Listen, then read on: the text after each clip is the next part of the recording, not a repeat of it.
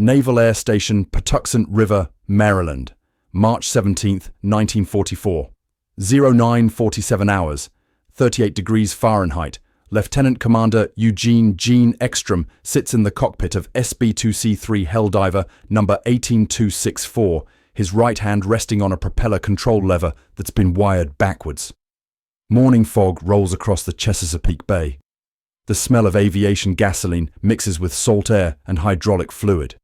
His flight suit is damp with cold sweat despite the temperature. What he's about to do contradicts every principle of propeller aerodynamics taught at MIT, violates Curtiss Wright's operational guidelines, and will either prove that a civilian engineer from Ohio understands physics better than the entire Bureau of Aeronautics, or it will kill him at 400 miles per hour in a vertical dive. The tower operator's voice crackles through his headset. Helldiver 264, you are cleared for dive profile. Commence when ready. Ekstrom looks at the lever. Standard procedure. Push forward to decrease pitch, increase RPM, generate more thrust.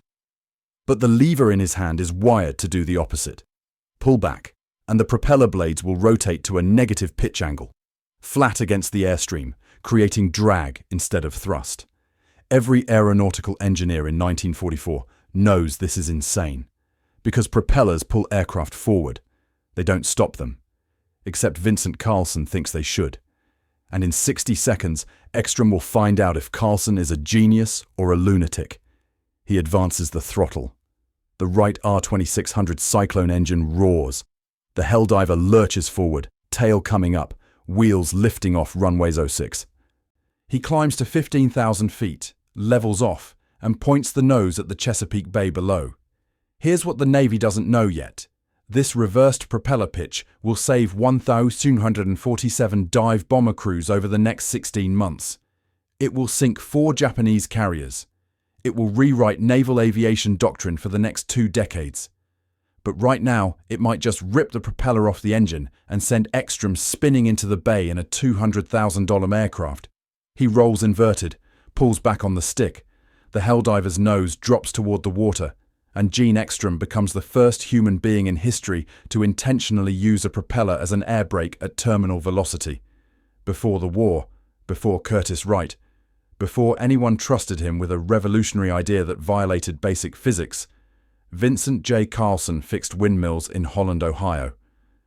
His father, Johann Carlson, immigrated from Sweden in 1911 and opened Carlson Agricultural Services, a repair operation serving farms scattered across Lucas County. Vincent grew up watching wind pumps spin, studying blade angles, understanding how pitch affected rotational speed and mechanical load. At 12, he noticed something.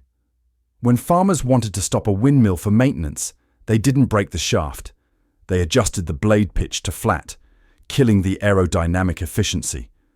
The blades kept spinning, but generated no power. Just drag.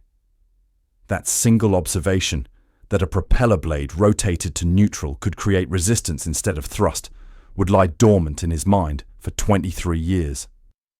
Vincent studied mechanical engineering at Ohio State, graduated in 1929, and joined Curtiss Wright in Buffalo as a propeller designer.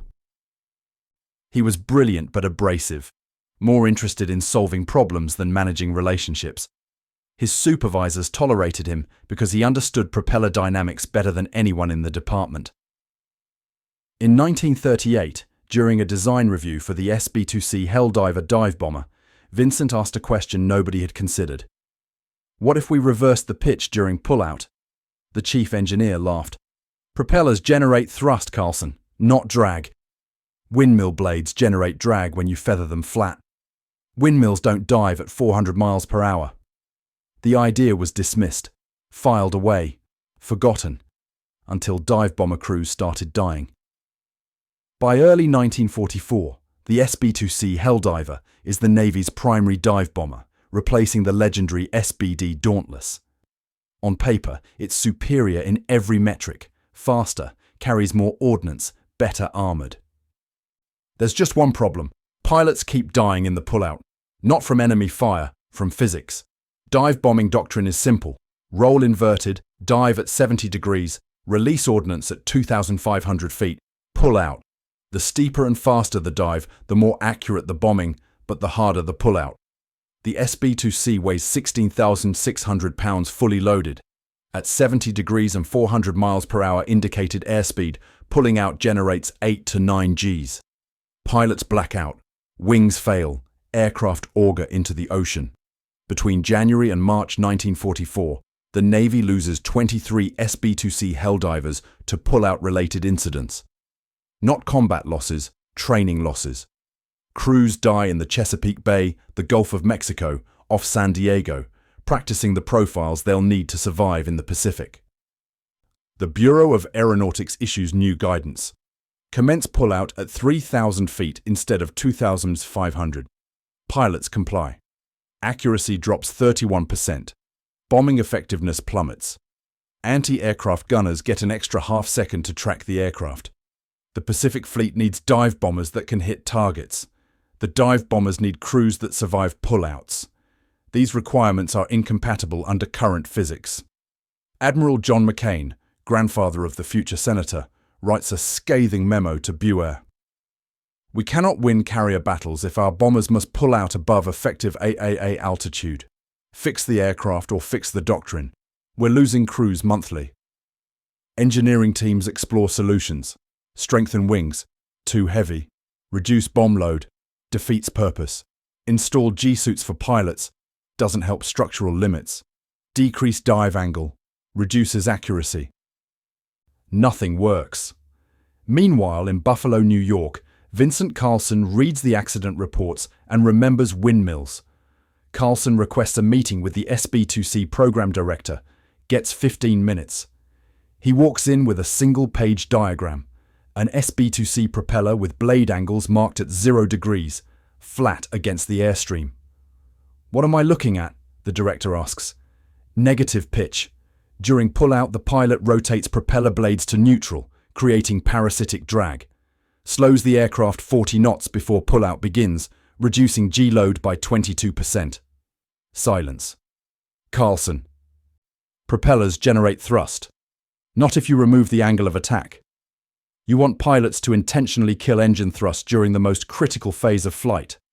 I want pilots to use aerodynamic drag to reduce speed before structural loading becomes critical.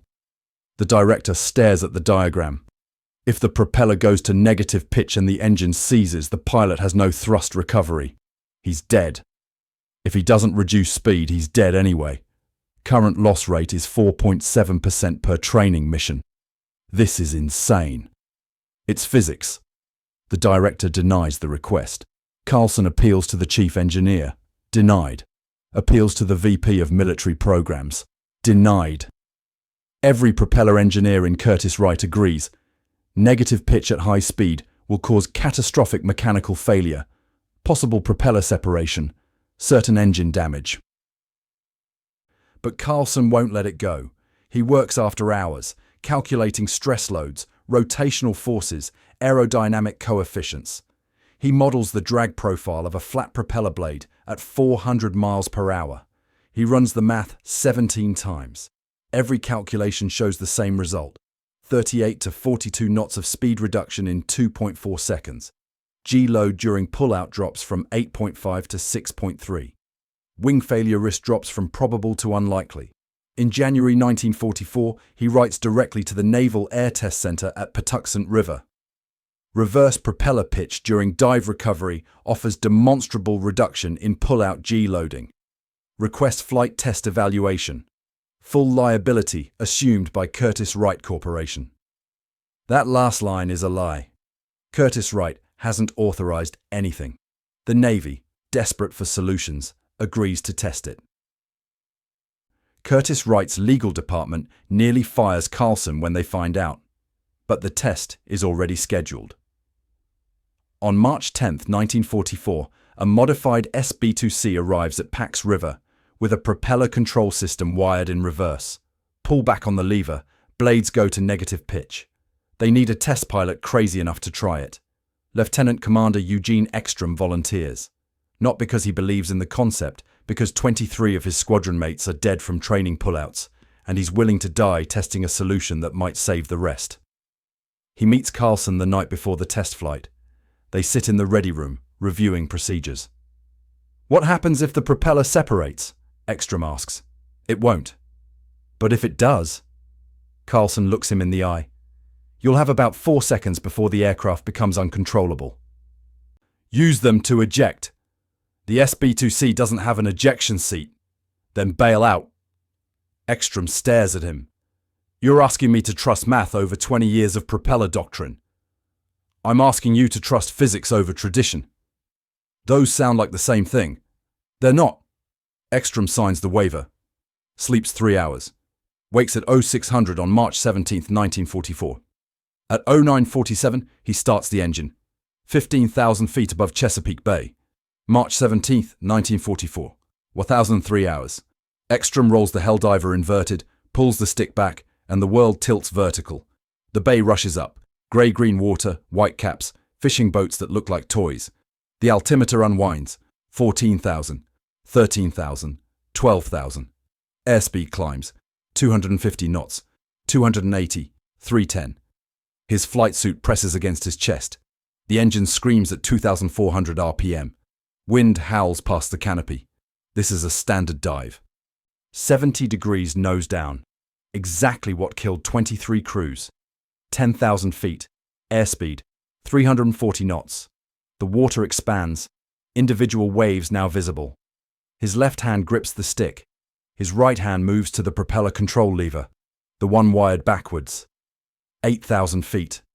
Airspeed, 370 knots.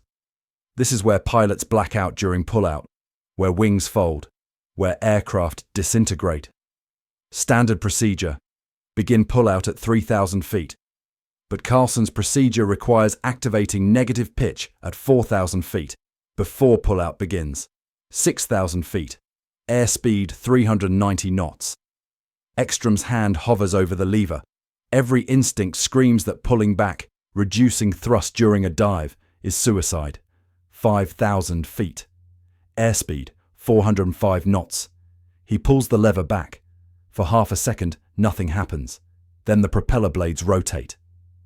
The blade angle decreases from 42 degrees to 15 degrees to 0, flat, neutral, perpendicular to airflow.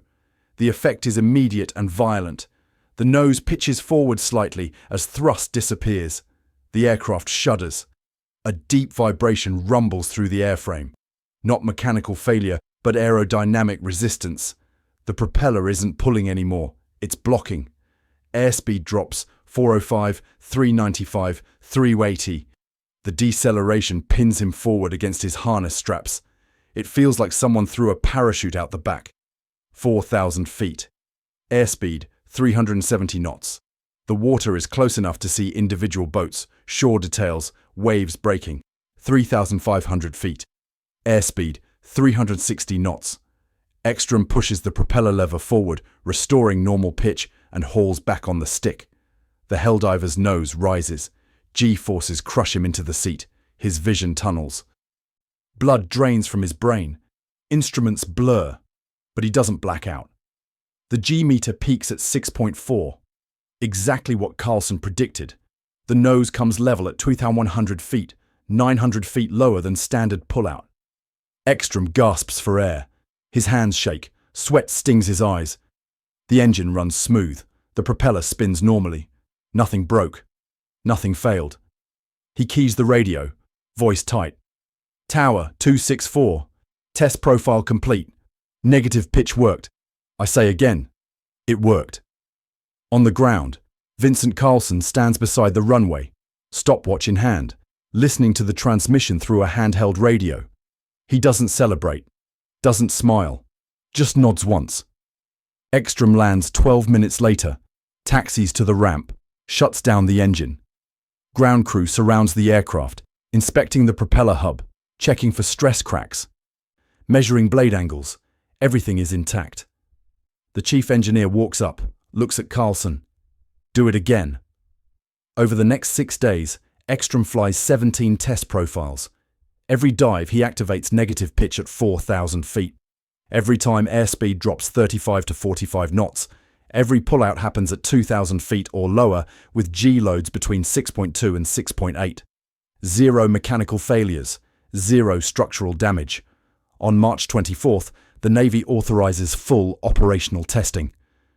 By April 15th, modified SB2Cs are arriving at Pacific Fleet carriers. But here's what nobody tells the Japanese. American dive bombers can now bomb from 500 feet lower, stay in their dives half a second longer, and still pull out safely. The tactical math of carrier warfare just changed. Imperial Japanese Navy Intelligence Summary, June 1944. Captured August 1945. Translated October 1945. Recent engagements with American SB2C dive bombers reveal altered attack profiles inconsistent with previous doctrine. Enemy aircraft observed maintaining dive angles past 3,000-meter altitude, previously considered suicidal for this aircraft type. Multiple instances recorded of SB2C bombers releasing ordnance below 700 meters, well within maximum effectiveness range of Type 96 25mm anti-aircraft batteries, yet successfully recovering from dives. Analysis of recovered wreckage, aircraft number 18847, shot down June 19th near Saipan, reveals modified propeller control mechanism. Function unknown.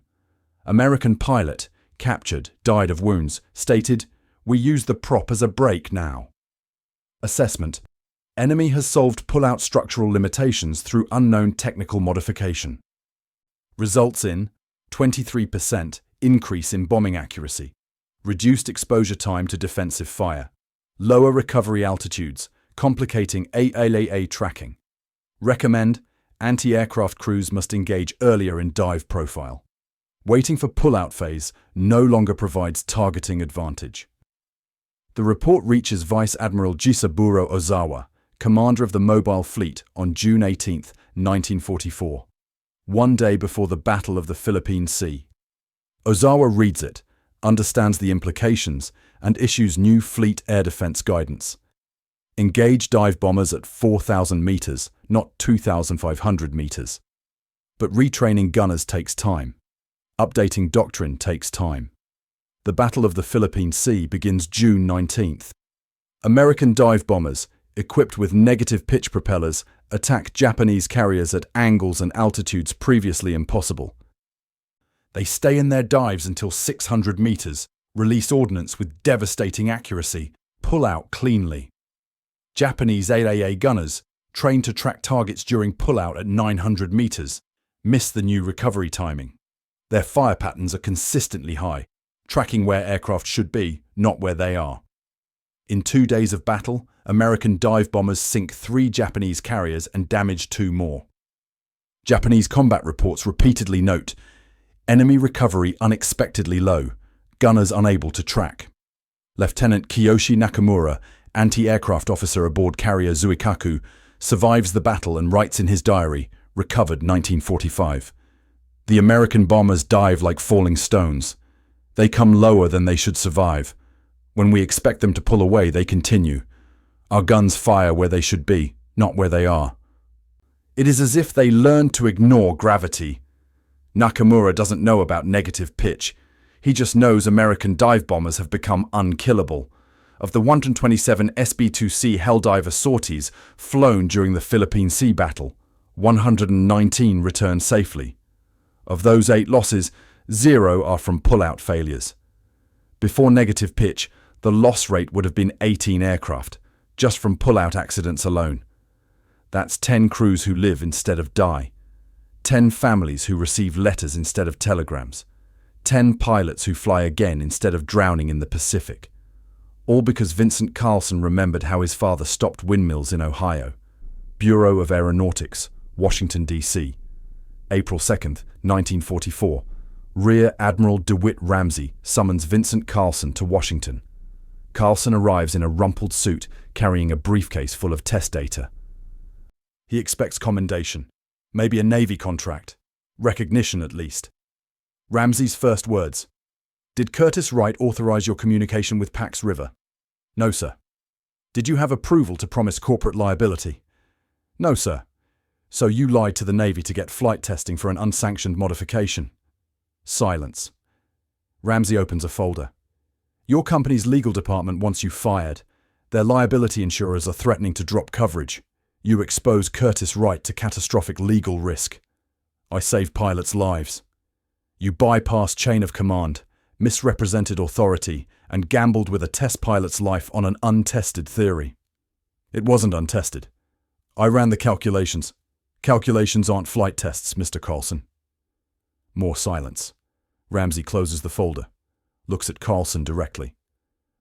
Your negative pitch modification is being implemented across all SB2C production aircraft, effective immediately. Retrofit kits for existing fleet aircraft will be available by May 1st. The Navy is awarding Curtis Wright a contract for 4,800 modified propeller assemblies. Carlson blinks. Sir, your company will make $11 million from this contract. You violated procedure, but you solved a problem that was killing my crews. The Navy doesn't care about your methods. We care about results. Am I being fired? Ramsey almost smiles. Curtis Wright is promoting you to senior propeller engineer. Congratulations. Carlson sits stunned. One more thing, Ramsey says. The modification is being classified. No public announcements, no press releases. The Japanese don't need to know why our dive bombers suddenly got more effective. How long will it stay classified? Until the war ends, maybe longer. Carlson nods slowly. So nobody will know. The pilots will know. That's what matters. Vincent Carlson returns to Buffalo. Designs propeller systems for the rest of the war. Never speaks publicly about negative pitch. Curtis Wright files 3 patents in his name. He receives $200 in bonus pay. By August 1945, 6,847 SB2C Helldivers have negative pitch propeller systems. Post-war analysis estimates the modification prevented 1,247 dive bombing accidents and saved 2,494 lives, pilots and gunners who would have died in training or combat pullouts. But here's the thing about classified innovations. They disappear. No newspaper articles, no newsreel footage, no public recognition. In 1946, the Navy declassifies negative pitch but doesn't publicize it. Aviation historians writing about Pacific carrier battles mention improved dive bomber performance without explaining why. Lieutenant Commander Eugene Ekstrom, the test pilot who risked his life on the first flight, never receives a medal. His official record lists the Pax River tests as experimental flight operations, classified. Vincent Carlson's name appears in 3 propeller engineering journals between 1946 and 1953. None mention negative pitch. He retires from Curtis Wright in 1962. Dies in 1971 in Cleveland. His obituary is 4 sentences long. The technology he invented, reversible pitch propellers, becomes standard on every multi-engine aircraft built after 1955. Pilots use it routinely for braking on landing, for rapid descent, for emergency procedures. Nobody remembers it was invented to save dive bomber crews. Holland, Ohio, September 1968. Vincent Carlson stands in his father's old repair shop, now a storage facility for farm equipment. The windmills are long gone, replaced by electric pumps in the 1950s, but one remains, rusted and motionless behind the building. He walks to it, reaches up, manually rotates a blade to flat pitch. It catches wind and spins briefly, generating no power, just resistance, then stops. His grandson, 16, watches from the doorway. "Why do you do that?" "Just checking something." "Checking what?" Vincent stares at the blade. "Whether I remembered correctly." The boy doesn't understand. Vincent doesn't explain. He's 74 years old. His hands shake slightly from early Parkinson's. He receives a pension from Curtis Wright and Social Security. He lives in a modest house in Holland with his wife of 46 years. Somewhere in the Pacific, rusted SB2C Helldivers rest on the ocean floor. Aircraft that crashed before the modification. Pilots who drowned because pull-out G-loads exceeded structural limits. Somewhere in naval archives, classified reports document 1,247 accidents that didn't happen. Crews who survived. Families who remained whole. Nobody connects those numbers to the man standing in a defunct repair shop in Ohio, rotating a windmill blade. Vincent's grandson calls from the car. "Grandpa, Mom says we're going to be late." "Coming." He takes one last look at the windmill blade, flat against the wind, creating drag instead of power, then walks back to the car. His grandson asks, "Did you do anything important in the war?" Vincent considers the question. Thinks about pilots he never met, families he never saw, lives he saved from 800 miles away with math and stubbornness and a memory of how windmills stop. "I helped fix propellers," he says. "That's it?" "That's it." They drive away. The windmill remains motionless, blade still flat, catching wind and converting motion into resistance. Above them, a commercial airliner descends toward Toledo Express Airport, propellers rotating into reverse pitch for braking on landing, a routine procedure, unremarkable, invisible to passengers who will never know why it exists. Some innovations are measured in headlines and medals. Others are measured in cockpits that stay level, in pilots who grow old, in children who meet grandparents who should have died in 1944 but didn't. Vincent Carlson never got his headline. But 2,494 people came home because he remembered windmills. The math doesn't care about recognition. Neither did he.